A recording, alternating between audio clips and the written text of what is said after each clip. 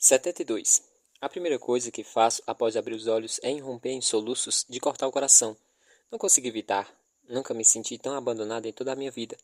Talvez tivesse sido cedo demais, ele fala, puxando-me para seus braços e acariciando meus cabelos. E eu o deixo. Estou fraca, confusa, vazia e desesperada demais para fazer qualquer outra coisa além de permitir que ele me abrace. Sinto ter mentido para você, Cass. Eva murmura sob meus cabelos. O frio se retira. Agora tenho somente lembranças do calor. Você deve detestar ficar preso lá dentro. Sussurro, apertando minha mão de encontro ao seu peito e sentindo pulsar do seu coração. Não tenho a sensação de estar preso, ele diz. De certa forma, eu me sinto como se tivesse sido libertado. Libertado? Para poder sentir alguma coisa outra vez. Para sentir isso. Ele me beija. Um diferente tipo de calor se espalha pelo meu corpo, deitada nos seus braços do inimigo. O que está acontecendo comigo? Esses seres nos queimaram, nos esmagaram e afogaram, contagiaram com uma peste que nos fez sangrar dentro dos nós, de dentro para fora, até a morte. E eu vi-os matando todos os que eu amava e conhecia, como uma única e especial exceção. E aqui estou. E aqui estou, aos braços e beijos com um deles. Eu deixei que ele entrasse em minha alma. Dividi com ele algo mais precioso e íntimo do que o meu corpo. Pelo bem de Sammy, eis o motivo. Boa resposta, mas complicada. A verdade é simples. Você disse que perdeu a discussão sobre o que fazer a respeito da doença humana. Digo, qual foi a sua sugestão? Coexistência. Falando comigo, mas dirigindo-se às estrelas acima de nós. Não somos muito, Cassie. Apenas algumas centenas de milhares. Nós poderíamos ter nos inserido em vocês, vivido nossas novas vidas, sem que nunca soubessem que estamos aqui. Poucos integrantes do meu povo concordaram comigo. Eles encararam o fato de fingir ser humano como algo indigno. Eles recearam que, quanto mais fingíssemos ser humanos, mais humanos iríamos nos tornar. E quem iria querer uma coisa dessas? Eu achei que não iria querer, ele admite, até me tornar um. E quando você acordou em Eva? Ele sacode a cabeça e diz simplesmente como se fosse a coisa mais óbvia do mundo. Quando acordei em você, Cassie, eu não me tornei totalmente humano até me ver em seus olhos. E então brota verdadeiras lágrimas humanas em seus verdadeiros olhos humanos. E é a minha vez de abraçá-lo, enquanto o coração dele parte. Minha vez de me ver em seus olhos. Alguém poderia dizer que não sou a única pessoa deitada nos braços do inimigo. Eu represento o lado humano. Mas quem é Evan Walker? O humano e o outro. Ambos e nenhum dos dois. Ao amar, ele não pertence a ninguém. Evan não encara o fato dessa forma. Vou fazer qualquer coisa Vou fazer qualquer coisa que você pedir, Cassie, ele afirma, indefeso. Seus olhos brilham mais do que as estrelas do céu. Entendo por que você precisa ir. Eu iria, se fosse você quem estivesse no campo. Centenas de milhares de silenciadores não poderiam me impedir. Evan cola os lábios ao meu ouvido e sussurra baixo e com veemência, como se estivesse me contando o segredo mais importante do mundo. Talvez estivesse mesmo. É inútil e tolo. É um suicídio. Mas o amor é uma arma pelo qual eles não têm resposta. Eles sabem o que você pensa, mas não podem saber o que sentem. Ele e não nós. Atravessamos o limiar e ele não é tolo. Evan sabe que é o tipo de limiar a fim do qual não se pode voltar. 73. Passamos o nosso último dia juntos. Dormimos sob a interligação para a estrada como dois seres sem teto, o que literalmente éramos. Uma pessoa dorme e a outra vigia. Quando é a vez dele descansar, devolvo minhas armas, sem hesitar, e adormece no mesmo instante, como se não ocorresse que eu poderia fugir ou atingi-lo na cabeça facilmente. Não sei, talvez isso não lhe ocorra mesmo. Nosso problema sempre foi não pensar como eles pensam. Foi por isso que confiei nele no início. E ele sabia que eu confiaria nele. Silenciadores matam pessoas. Evan não me matou. Logo, Evan não podia ser um silenciador. Entendeu? Isso é lógica. Ah, a lógica humana. Ao anoitecer, terminamos com o que restava das nossas provisões e subimos o aterro para procurar abrigo entre as árvores que acompanham a rodovia 35. Os ônibus correm somente à noite, ele me conta, e é possível saber quando estão vindos. Pode-se ouvir o som dos motores a 500 metros de distância, porque é o único som a 500 a quilômetros de distância. Primeiro, é possível ver os faróis, depois de escutá-los, e então eles passam disparado como enormes carros de corrida amarelos, porque a estrada foi limpa dos destroços e não há nada mais que os limites da velocidade. Ele não sabe. Talvez eles parem, talvez não. Talvez apenas desacelerem o suficiente para que um dos soldados a bordo coloque uma bala entre os meus olhos.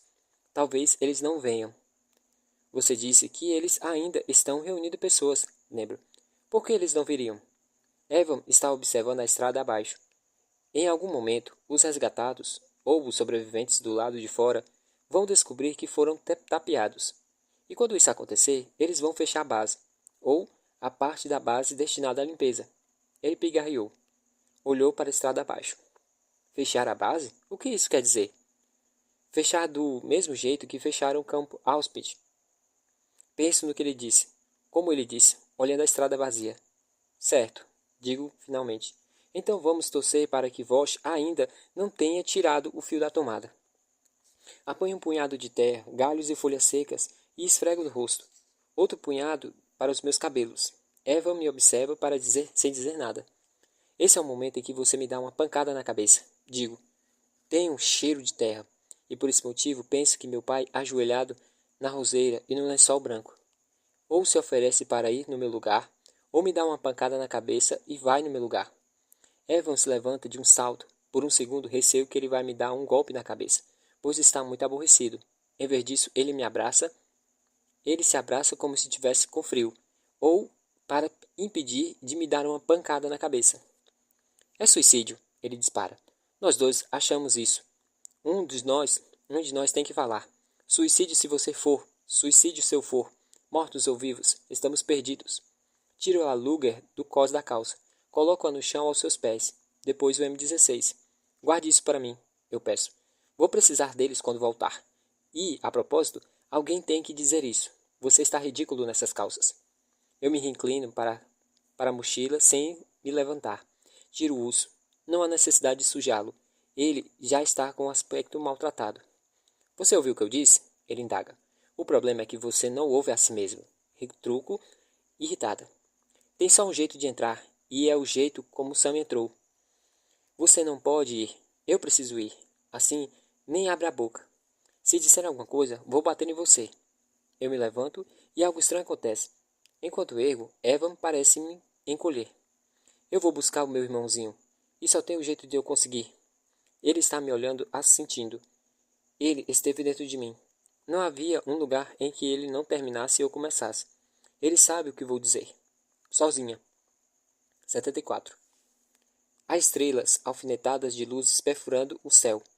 Há a estrada vazia, sobre a luz que desceu do céu, e a garota na estrada, com o rosto sujo, de galhos e folhas amareladas em seus curtos cabelos, encaracolados, agarrando o velho urso judiado, na estrada vazia, sob estrelas perfurando o firmamento. Há um rosnado de motores e depois as faixas gêmeas de faróis correndo o horizonte e luzes ficam maiores, mais brilhantes, como duas estrelas em estado de supernova, voltadas na direção da garota que leva segredos no coração e promessas a cumprir. E ela se vira para as luzes que a iluminam. Ela não foge, nem se esconde. O motorista me vê com tempo suficiente para parar. Os freios grincham, a porta se abre com um chiado e um soldado sai para o asfalto. Ele carrega uma arma, mas não aponta para mim. Ele olha para mim como se a presa, como que presa pela luz dos faróis, e eu olho para ele. O rapaz está usando uma faixa branca com a cruz vermelha no braço. O crachá diz que seu nome é Parker. Eu me lembro do nome. Meu coração falha com a batida. E se ele me reconhecer? Eu deveria estar morta. Qual é o seu nome? Lisbeth. Estou ferida? Não. Estou sozinha. Sim. Penso. Parker dá um giro lento de 360 graus, examinando a paisagem. O soldado não vê o caçador na floresta que está assistindo à encenação, a mira voltada para sua cabeça. É claro que Parker não o vê. O caçador na floresta é um silenciador. Parker me pega pelo braço e me ajuda a subir no ônibus. No interior, o cheiro é de sangue e suor. Mais da metade dos assentos estão vazios. Há crianças. Adultos também. Mas eles não têm importância. Apenas Parker, o motorista e o soldado cujo crachá diz Hudson importam. Eu me lembro do último banco junto à porta de emergência. É o mesmo em que Sammy se sentou quando apertou a mãozinha do vidro e me observou encolhendo até a poeira me engolir. Parker me entrega um saco de balas de goma vencido e uma garrafa de água. Não quero nenhum dos dois, mas consumo ambos. As balas estavam no seu bolso, por isso estão quentes e grudentas. E tenho receio de ficar com náuseas. O ônibus aumenta a velocidade. Alguém na frente, perto de mim, chora. Além disso, escuto o zumbido de rodas, a alta rotação do motor e o vento frio atravessando as frestas da janela. Parker volta com um disco de prata e aperta de encontro à minha testa. Para verificar a temperatura, ele diz. O disco exibe um brilho vermelho. Eu estou bem, o soldado afirma. Como se chama o seu urso? Sammy, respondo. Luzes no horizonte. Ali fica o campo-abrigo. Ele me informa. É perfeitamente seguro. Não preciso mais fugir. Não preciso mais me esconder. Assinto com um gesto na cabeça. Perfeitamente seguro. A luz fraca mais intensa. Penetra lentamente pelo para-brisa e então corre à medida que nos aproximamos, agora inundando o ônibus. Paramos junto ao portão. Uma campainha alta começa a tocar e o portão se abre. A silhueta de um soldado no alto da torre de vigia. Paramos diante de um hangar. Um homem gordo se aproxima do veículo, passando de leve nos calcanhares, pisando de leve nos calcanhares, como muitos homens gordos fazem. Ele se chama Major Bob. Não precisávamos ter medo, ele fala. Estamos perfeitamente seguros. Só há duas regras. Regra número 1, lembrar nossas cores. E regra número 2, ouvir e obedecer. Entro na fila e sigo Parker até a porta lateral do hangar. Ele dá um tapinha no meu ombro de Lisbeth e me deseja boa sorte. Entro na fila e sigo Parker até a linha lateral do hangar. De novo, gente. Encontro um círculo vermelho e sento. Há soldado por todos os lados. Mas quase todos são crianças. Algumas mais velhas do que Sam. Todos são muito sérios, especialmente os mais novos. Muitos jovens são os mais sérios de todos. Você pode manipular uma criança para que acredite em quase tudo. Para que faça praticamente qualquer coisa. Evan tinha me explicado antes da missão. Como o treinamento adequado, há poucas coisas mais selvagens do que uma criança de 10 anos de idade. Deram um número. E62. E de exterminador? Puxa. Os números são chamados no alto-falante. 72. 72. Vá até a porta vermelha, por favor. Número 72. A primeira parada é nos chuveiros. Do outro lado da porta vermelha está uma mulher magra usando um avental verde. Tudo sai do corpo e entra no cesto. Roupas de baixo também.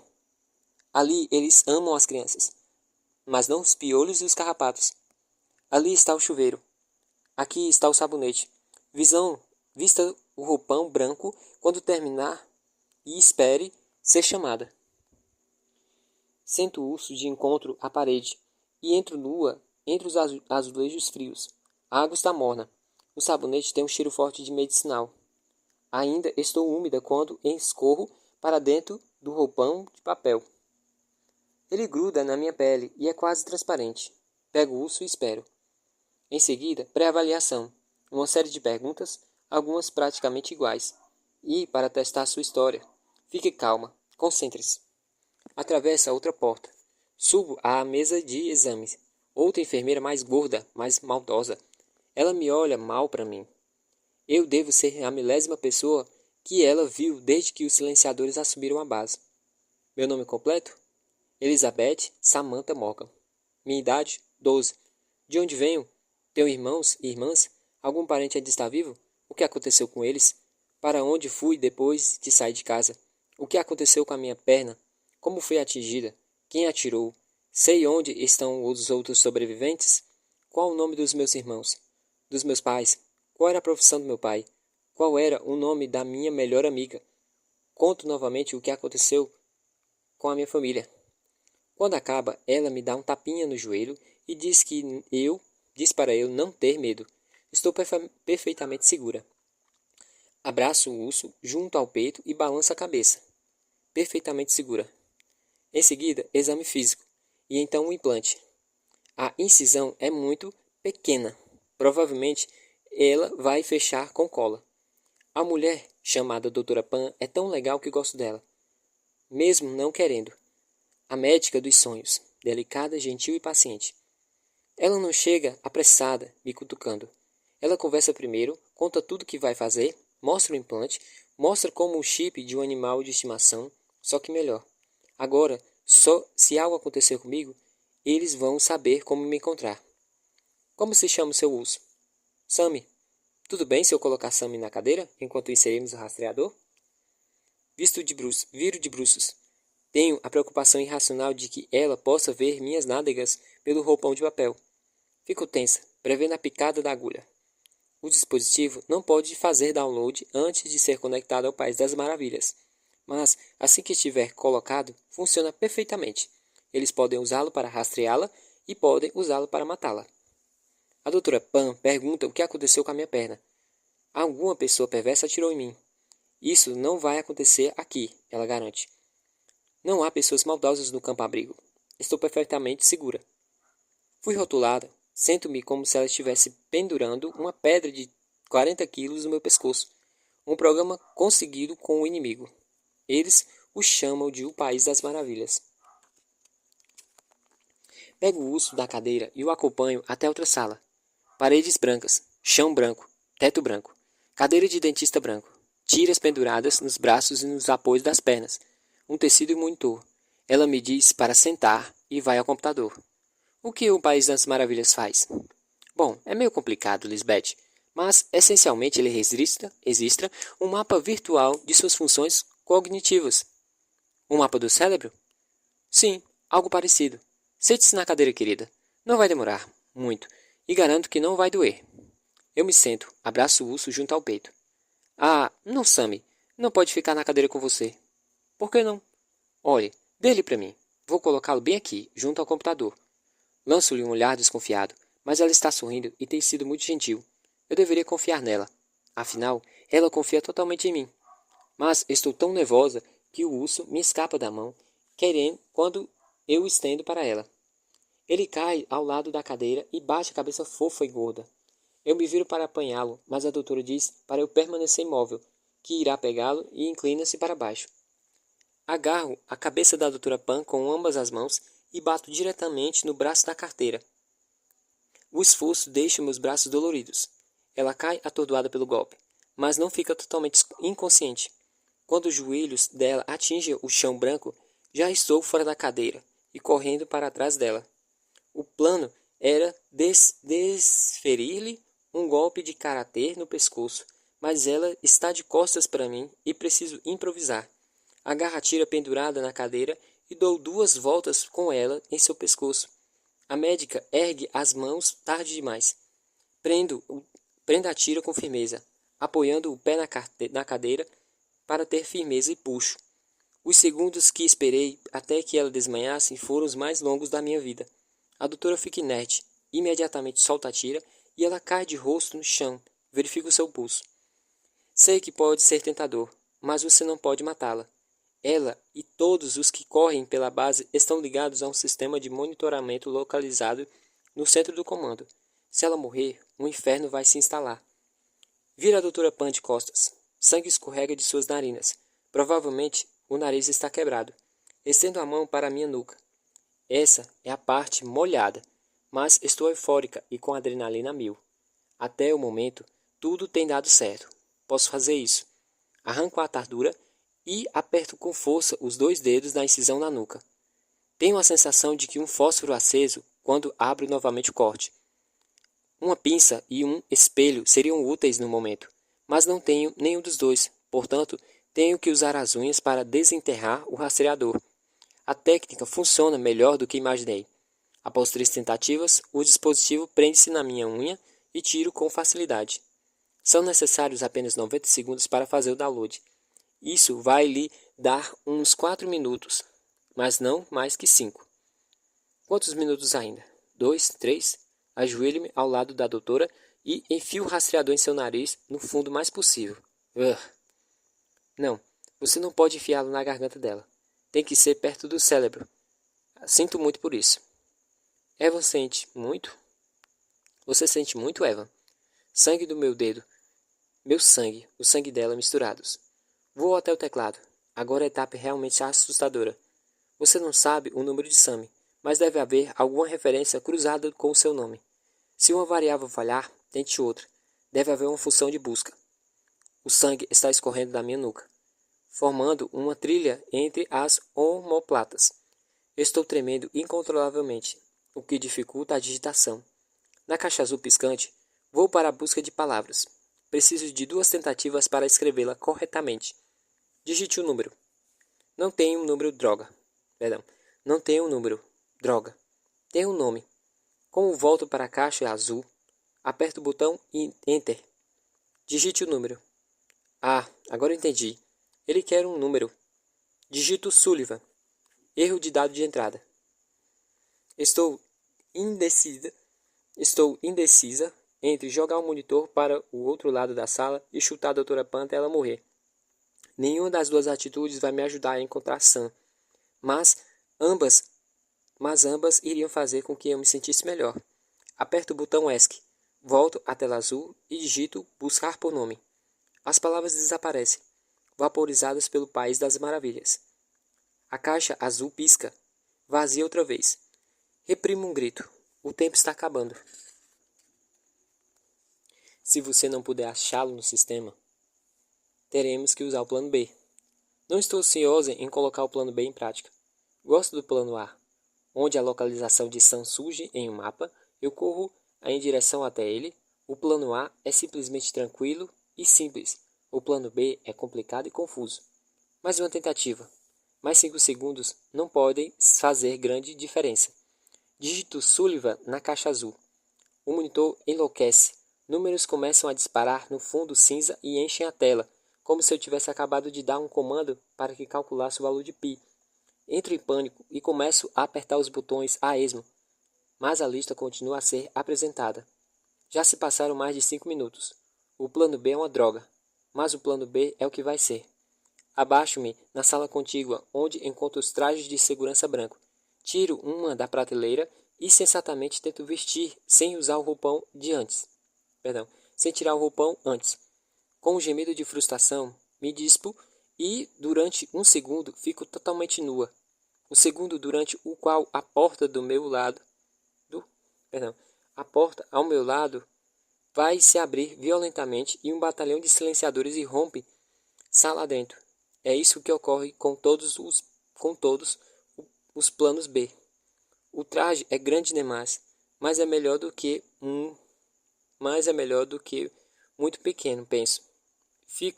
Fecho rapidamente o zíper e volto à sala do País das Maravilhas. Se você não conseguir achá-lo na interface central, há uma boa possibilidade de que ela tenha uma unidade na mão com alguma parte da sua roupa. Ela funciona com os mesmos princípios, mas você tem que ter muito cuidado. Uma função é localizar, a outra é detonar. Digite o comando errado e não vai encontrá-lo. Você vai fritá-lo. Quando corro para dentro da sala, a doutora Pan está se sentando, segurando o urso com uma das mãos e o pequeno objeto prateado parecido com um celular na outra. Como eu disse, o plano B é uma droga. 75. O pescoço dela está vermelho, no local em que a estrangulei. O rosto está coberto de sangue, mas as mãos estão firmes e os olhos e os olhos perderam todo o calor. O polegar paira sobre um botão verde abaixo de um visor numérico. Não aperte, digo. Não vou machucar você. Jogo-me para baixo, mas Jogo-me para baixo, mãos abertas, palmas voltadas para ela. Sério, você não quer apertar esse botão. Ela aperta o botão. A cabeça é jogada para trás e ela desaba no chão. As pernas se agitam algumas vezes e ela se vai. Salto para frente, tiro o osso de seus dedos sem vida e atravesso correndo a sala dos trajes de segurança, chegando ao corredor. Eva não se lembrou de me dizer quanto tempo, após soar o alarme, a tropa de assalto é mobilizada, a base é trancada e o intruso capturado, torturado e posto para morrer de forma lenta e agonizante. Provavelmente não muito tempo. Lá se vai o plano B. Bom, eu o detestava mesmo. O único aspecto negativo é Evan e eu nunca termos arquitetado um plano C. Ele vai estar em um esquadrão com crianças mais velhas. Portanto, nossa melhor opção são os alojamentos que cercam o local da base. Alojamentos que cercam o local da base de exercício. Sei lá o que isso possa ser. Talvez eu deva parar alguém e pedir informações, porque só conheço um jeito de sair desse prédio, que foi onde eu entrei, passando pelo cadáver, pela velha enfermeira malvada e gorda e pela enfermeira legal e magra, direto para os braços carinhosos do Major Bob. Há um elevador no final do corredor com um único botão de chamada. É um expresso que leva somente ao complexo subterrâneo, onde Evan diz que Sammy e os outros recrutas veem as criaturas esquisitas conectadas a verdadeiros cérebros humanos, enfeitando com câmeras de segurança, fervilhando de silenciadores. Só outras duas formas de sair desse corredor: a porta à direita do elevador e a porta pela qual eu saí. Finalmente uma escolha fácil. Bato a porta e me vejo diante do posto de uma entrada. Como o elevador, os degraus levam apenas a um lugar, para baixo. Hesito no meio segundo. O posto da escada é silencioso e pequeno, mas o espaço é reduzido e agradável e acolhedor. Talvez eu devesse ficar ali por um tempo, abraçar o meu urso, quem sabe até chupar o dedo. Obrigo-me a descer devagar os 5 lances até o final. Os degraus são de metal, frios de encontro aos meus pés descalços. Espero pelo grito agudo dos alarmes, o bater de botas pesadas e pela chuva de balas vindas de cima para baixo. Lembro-me de Evan no campo Auschwitz, matando 4 assassinos pesadamente armados, altamente treinados na escuridão total. E me pergunto como pensei que era sensato andar na touca do leão sozinha, quando eu podia ter um silenciador ao meu lado. Bem, não totalmente sozinha. Eu tenho o urso. Encosto o ouvido no fundo da porta e apoio minha mão na maçaneta. Escuto as batidas do meu coração, e isso é tudo. A porta abre-se bruscamente para dentro, obrigando-me a recuar para a parede. E então escuto os passos pesados de botas, quando os homens, carregando semiautomáticas, correm degraus acima. A porta começa a se fechar e agarro a maçaneta para mantê-la diante de mim, enquanto eles viram a primeira curva e desaparecem de vista com estrondo. Viro-me rapidamente para dentro do corredor antes que a porta se feche. Luzes vermelhas instaladas no teto giram, atirando minha sombra no encontro às paredes brancas, jogando-a para longe, depois às paredes da outra vez. Direita ou esquerda? Estou um pouco confusa, mas acho que a porta dianteira do hangar fica à direita. Corro na direção e paro. Onde é mais provável que eu encontre a maioria dos silenciadores em uma emergência? Certamente amontoados na entrada principal da cena do crime. Eu me viro e corro, de encontro ao peito de um homem muito, muito alto, com olhos penetrantes azuis. Não estava perto o suficiente para ver seus olhos no campo Auschwitz, mas me lembro da voz, profunda, cortante e dura. Ora, ora, ovelhinha. Forte diz. Você deve estar perdida? 76. A mão no meu ombro é tão dura quanto a sua voz. Por que está aqui embaixo? Ele pergunta. Quem é o líder do seu grupo? Saco da cabeça. Lágrimas se formam nos meus olhos. Não são falsas. Preciso pensar depressa. E meu primeiro pensamento é que Evan diz a razão. é que Evan tenha razão. Essa operação solo estava condenada. E não importa quantos planos substitutos tivéssemos arquitetado. Se ao menos Evan estivesse aqui. Se Evan estivesse aqui. Ele a matou, disparo. Aquele homem matou a doutora Pan. Que homem? Quem matou a doutora Pan? Saco da cabeça, arregala os olhos apertados e apertando o maltratado urso de encontrar o peito. Atrás de vós, um esquadrão de soldados dispara ao corredor em nossa direção. Ele me empurra na direção deles. Prendam essa daqui e me encontrem lá em cima. Temos uma invasão. Sou arrastada pela porta mais próxima, empurrada para dentro de um aposento escuro, e a tranca se fecha. As luzes piscam e acendem. A primeira coisa que vejo é uma garota apavorada, com um aspecto jovem, em um traje de segurança branco, segurando um urso de pelúcia. Chego mesmo a dar um grito de espanto. Sob o espelho, há um longo balcão com um monitor e um teclado. Estou com a câmera de execução que Evan descreveu. Estou na câmara de execução que Evan descreveu, onde eles mostram aos novos recrutas os espiões dentro do cérebro falso. Esqueça o computador. Não vou recomeçar a apertar botões. Opções, Cassie. Quais são suas opções? Sei lá. Sei que há mais de uma sala do outro lado do espelho. E que tem que haver pelo menos uma porta. Uma pode ou não estar trancada. Sei que a porta para a sala em que me encontro está trancada. Portanto, posso esperar que Vosh volte ou posso arrebentar o espelho e ir ao outro lado. Pego uma das cadeiras, recuo e atiro contra o espelho. O impacto arranca a cadeira das minhas mãos e ela cai no chão com um estrondo ensurdecedor, pelo menos para mim. Consegui causar um grande arranhão no vidro grosso, mas esse é o único dano que vejo. Pego a cadeira de novo, respiro fundo, abaixo os ombros, giro os quadris, enquanto dou um impulso com a cadeira. E é o que ensinam na aula de karatê. A força está na rotação. Miro no arranhão. Concentro toda a grama de energia que existe em um ponto. A cadeira bate e volta, fazendo com que eu perca o equilíbrio e aterrisse sentada, como um baque de trincar os dentes. Tão intenso, aliás, que mordo a minha língua com força. Minha boca se enche de sangue, e eu o cuspo para fora, atingindo a garota no espelho bem no nariz. Levanto a cadeira outra vez, respirando fundo. Esqueço a lição aprendida no karatê. E eu, o seu eixe, o grito de guerra. Rio o quanto quiser, mas grito, concentra sua força. O terceiro e último golpe estilhaça o vidro. Como impulso, bato o balcão na altura da cintura, e meus pés se elevam no chão, quando a cadeira desaba do aposento adjacente.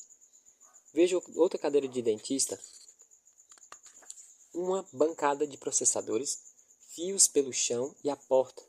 Por favor, Deus, não permita que esteja trancada. Apanho o urso e passo pelo buraco.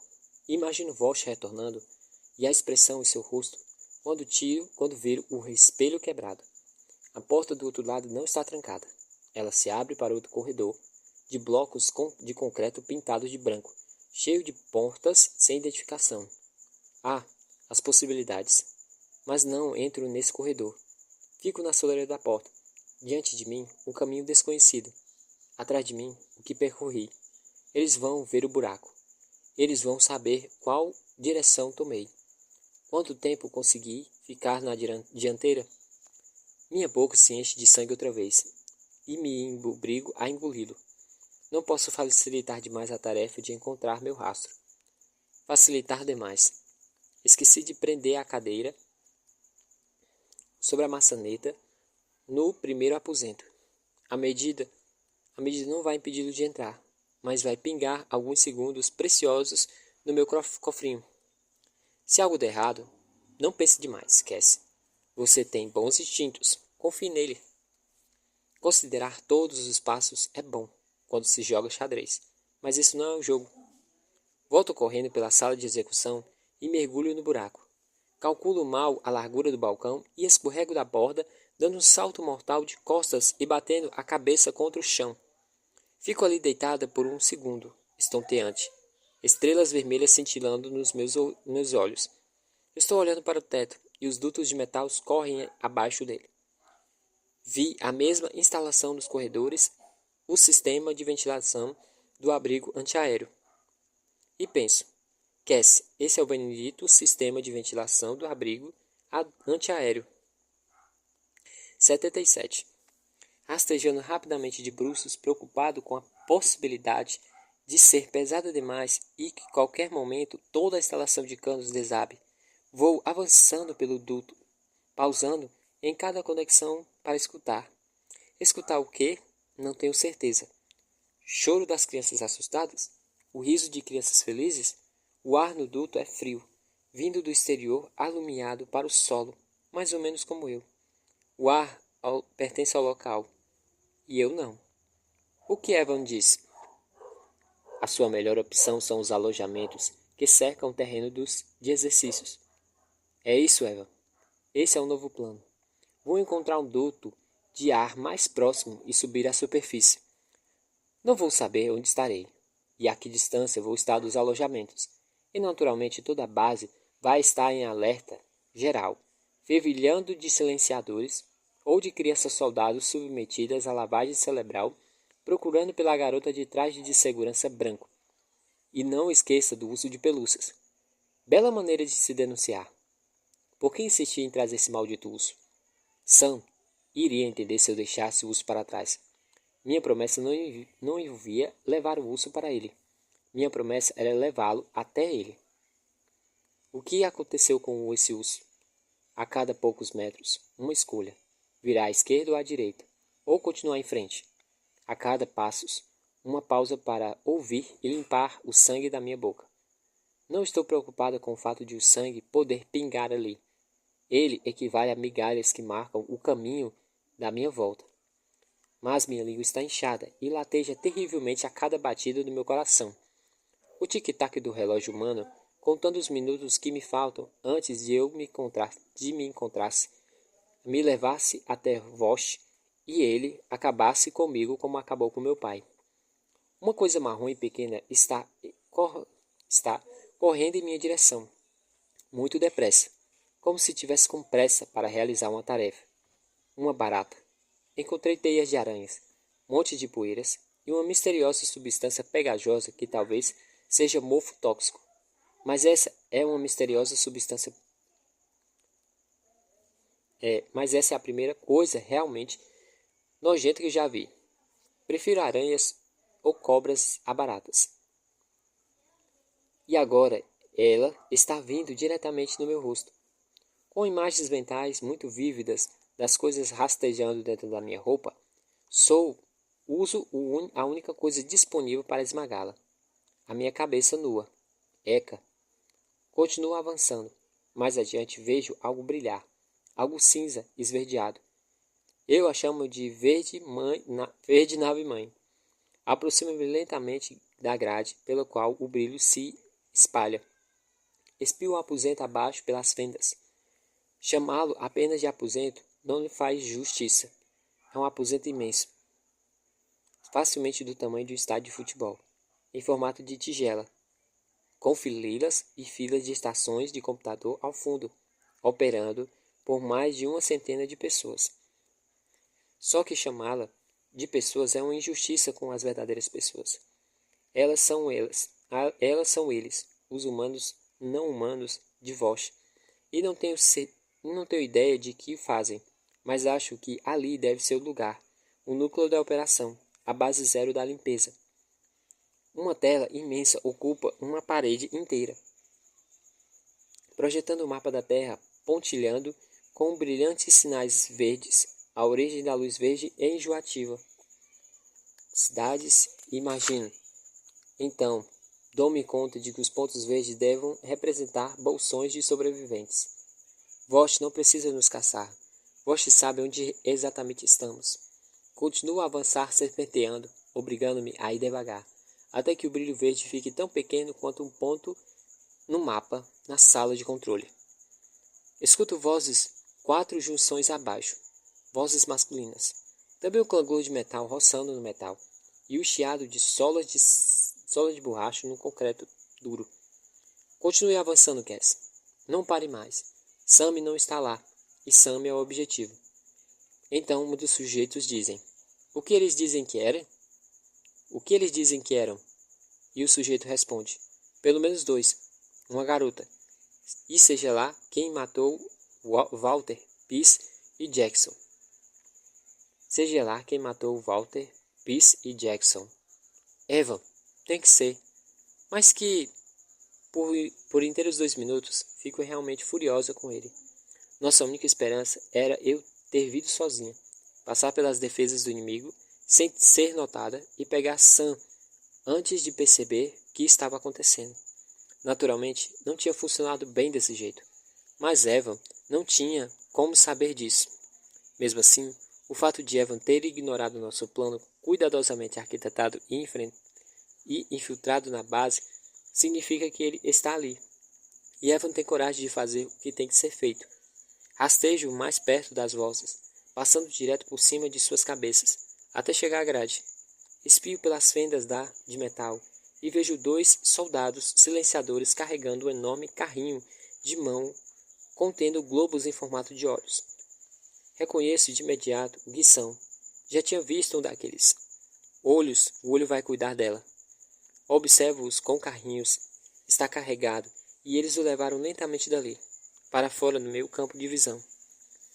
Vai chegar um momento em que o abrigo não vai ser mais sustentável. Quando isso acontecer, eles vão fechar a base, ou parte da base que for sacrificável. Ah, puxa, Walsh vai fazer com que o campo-abrigo Walsh vai fazer com o campo-abrigo o que fez com Auschwitz. E no instante em que me dou conta, a sirene dispara.